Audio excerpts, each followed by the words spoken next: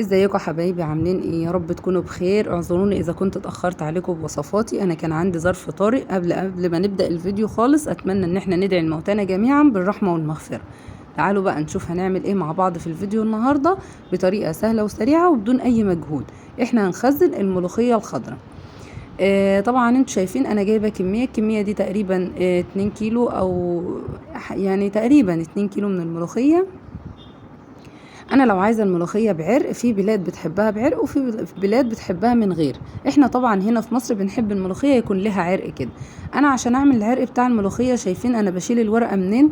بالعود الاخضر اللي تحتها، ده اللي بيخلي الملوخيه بتاعتي لها عرق معايا.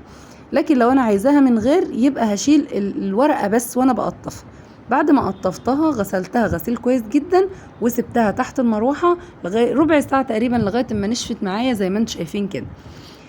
جبت بقى حلة على البوتاجاز وحطيت فيها مية، وحطيت لها معلقة من السكر لان السكر مادة حافظة، وحطيت لها معلقة ملح. لما المية غليت معايا، ابتديت انزل بالملوخية بتاعتي زي ما انتم شايفين فيها كده. طيب انا هسيبها في المية دي مدة قد ايه؟ هسيبها، انا اول ما بحطها طبعا شايفين اللون بتاعها بيتغير ازاي، بتبقى لونها تحفة. هسيبها عدي تقريبا كده من 1 ل30 على ايدي كنت واقفة، اللي هو مدة دقايق، مش هتزيد عن كده. غلوة بس واحدة بس كده، وهبتدي انشلها من المية دي. بس اهم مرحلة عندي في الملوخية، ان انا بعد ما اغسل الملوخية في الاول لازم تنشف تنشيف جيد، ده اللي مش هيخليها تريم معايا من على الوش. لكن الغلي ده مش هيعمل اي ريم معايا في الملوخية. شايفين انا هنشيلها بقى كلها، والمية دي مش هحتاجها بقى معايا تاني خالص. بعد كده انا لا هخرطها ولا اي حاجة. بصوا بقى، هحطها في الخلاط. طبعا دي مش هتعمل، يعني بصوا، ثواني معدودة وهتبقى الملوخية جاهزة معايا بدون مجهود. انا ما حطيتش مية ولا اي حاجة في الخلاط زي ما انتم شايفين، انا مجرد ما حطيتها وهي لسه طالعة من الحلة سخنة كده. بصوا، وهنعمها، ما تخافوش ابدا، هتبقى قوامها حلو جدا معايا. تمام كده اهو. هبتدي بقى افضيها في الاكياس بتاعتي اللي انا هخزن فيها. شايفين قوامها حلو ازاي، ولونها تحفة بجد تحفة.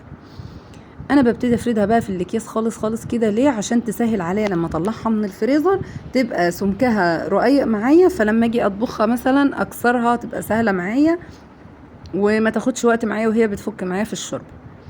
هكمل بقى الكمية كلها بنفس الطريقة زي ما انتم شايفين، وبس كده.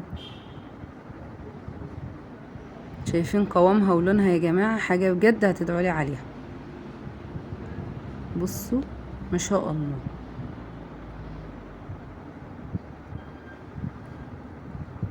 دي بقى هي الكمية معايا. شايفين انا بفتحها كده من النص عشان اوريكم سمك الكيس قد ايه، ان هو رقيق مش تخينة.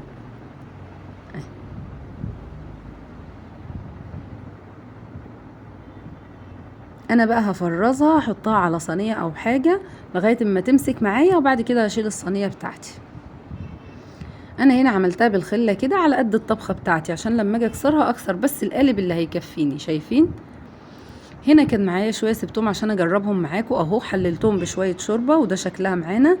جبت معلقة سمنة كويسة كده، حطيت فيها معلقة توم محترمة، وهبتدي بقى اشوح في التوم كده. لما ريحته تطلع معايا ويبتدي يصفر معايا، هحط معلقة كزبرة. بعد كده هنزل بالملوخية بتاعتي. بسم الله ما شاء الله، حاجة كده جميلة، ومن الاخر ريحتها كانت تحفة وقوامها جميل زي ما انتم شايفين.